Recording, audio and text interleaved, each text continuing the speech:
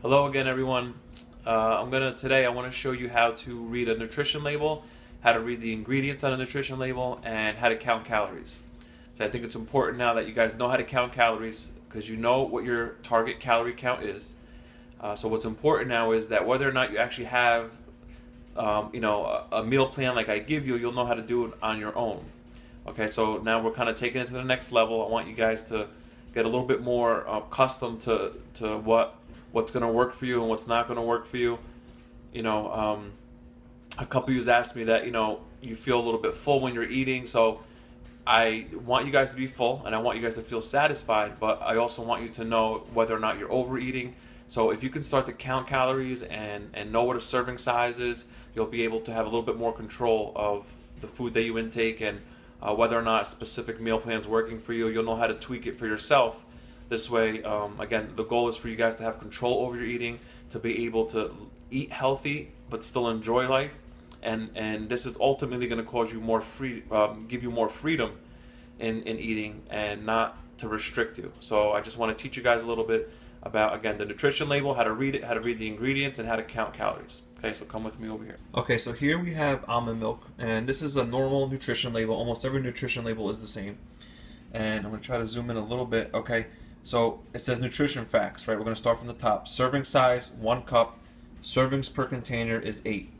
So what does that mean? So that means that whatever numbers it shows you, like right here, all these numbers is based on if you were only to have 1 cup of almond milk. Okay, that's serving size. And then it says servings per container, 8, as you can see right here. So what does that mean? That means that there's 8 1-cup servings in this whole entire container. So if you wanted to know how many calories, how much fat, how much protein and all that is in this whole entire carton, you would take all these single numbers, as you see, calories, total fat, cholesterol, right? You would take all those numbers and times it to 8. So calories is 30, right? So you would times that by 8. That means there'd be 240 calories in this whole container. If you go down to protein, okay, it says 1 gram. So if you times 8, that means that there's 8 grams of protein in this entire carton, which is, just so you know, not a good amount of protein. So this is not why we don't drink almond milk for the protein. So let's say that you wanted a cup of almond milk and you were counting calories, and you only poured 1 cup. That means you would have 30 calories in this 1 cup. So that's how you would count calories as far as this goes. Okay. So now on the same side, usually underneath, but not in this case, but on the same side of nutrition facts, you're always going to see ingredients. Okay. So if you look here, it shows ingredients, right? Almond milk, filtered water, calcium carbonate, sea salt, potassium citrate. It goes on and on. And 2 things I want to point out. Okay. If you can't pronounce what the ingredient is, it's usually not the best for you. It's not the healthiest for you. Okay, so now there's some things here I can't pronounce, and not that much, but there are some things. So in most food, and that's why a lot of people want to go organic, because if they're eating an almond, they want to know they're eating an almond. If they're eating a piece of kale, they want to know it's a piece of kale. Okay, but it's hard to find a lot of food without some kind of preservative, without some kind of other ingredient in there to preserve the food, to enhance the taste, or anything like that. All right, so let me show you another thing too is whatever's first on the ingredients list. In this case, almond milk. That means it's the number 1 ingredient that's used the most in that particular product or food is almond milk. So, and whatever's last, in this case, vitamin E or natural vitamin E, or even before that, you see the alpha. Can't even pronounce that word.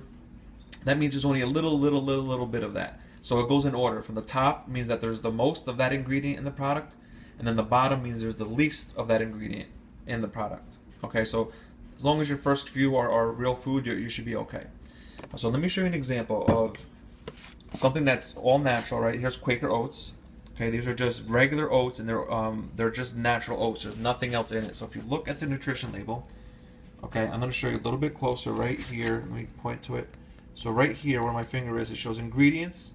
Whole grain rolled oats. Period. That's it. There's nothing else in here except those rolled oats.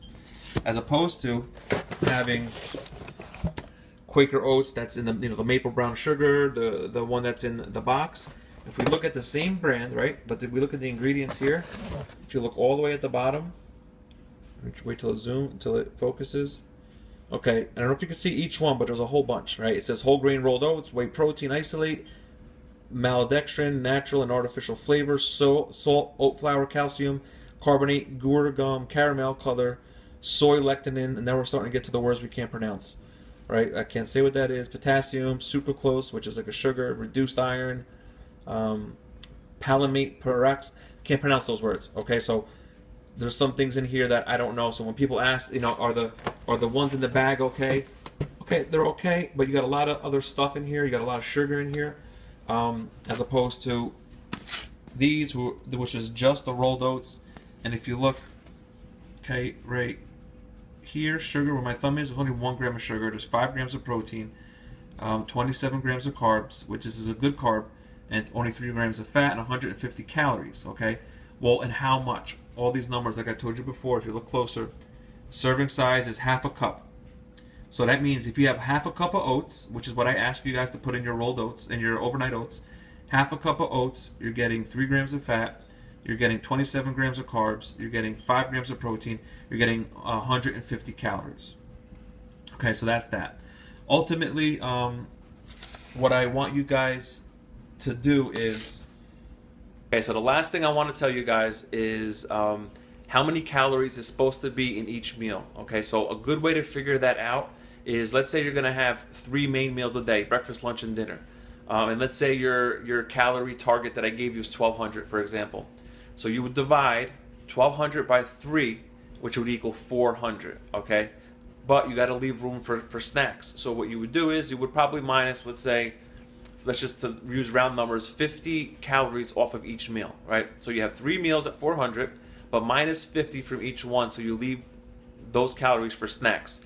So then I would say that your breakfast needs to be about 350, your lunch needs to be about 350, your dinner needs to be about 350, and then your 2 snacks need to be about 75 each.